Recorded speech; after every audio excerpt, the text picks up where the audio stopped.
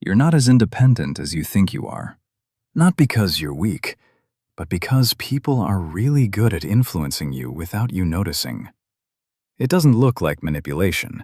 It looks like normal conversation, a small comment, a casual request, a simple favor.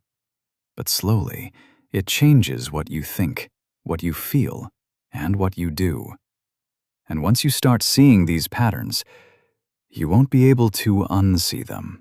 Let's start with the first one, guilt tripping. You've probably heard something like this before. After everything I've done for you, you can't do this one thing? That's not a request. That's pressure. Guilt tripping works because it shifts the focus. It's no longer about what you want. It becomes about what you owe. And most people hate feeling like a bad person, so they say yes, even when they don't want to. The problem is, the more you give in to guilt, the more people learn that guilt works on you. So here's how to spot it. If you feel guilty before you've even made a decision, pause. That decision isn't coming from you. Second, gaslighting. This one is subtle and dangerous. It sounds like this. That never happened. You're overthinking. You're too sensitive. At first, it feels like a disagreement, but over time, it does something worse. It makes you doubt your own reality. You start questioning your memory, your feelings, even your judgment. And once that happens, you become easier to control, because now you're relying on them to tell you what's real. So here's the sign.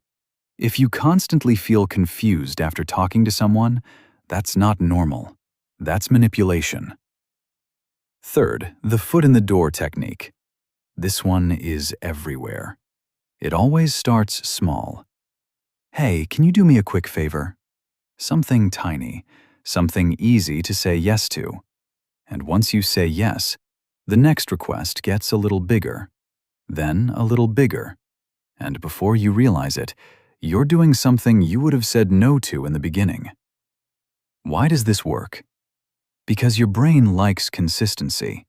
Once you say yes once, you feel the need to stay consistent with that version of yourself. So you keep saying yes. Fourth, the silent treatment. No shouting, no argument, just silence. They ignore you, avoid you, act like you don't exist. And suddenly, you feel uncomfortable. You start overthinking. Did I do something wrong? Why are they acting like this? So what do? You try to fix it, even if you didn't do anything wrong. That's the trap.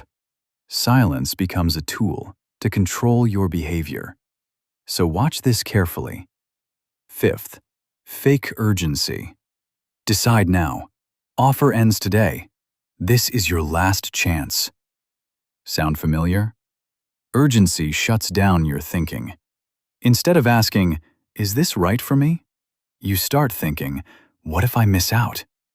And fear makes decisions faster than logic. That's why manipulation often comes with pressure, because the less time you have, the less clearly you think. So here's the rule. If someone is rushing you to decide, slow down. Real opportunities don't disappear in minutes. Here's the truth. Manipulation doesn't always look bad. It doesn't always come from bad people. Sometimes, it comes from people who just want control, or people who don't even realize they're doing it. But that doesn't make it okay. The moment you start noticing these patterns, you take your power back. You don't have to react instantly. You don't have to explain yourself. And you don't have to say yes. Just pause. Because that pause is where your control begins. This is the Psych Stick, breaking down psychology that actually matters.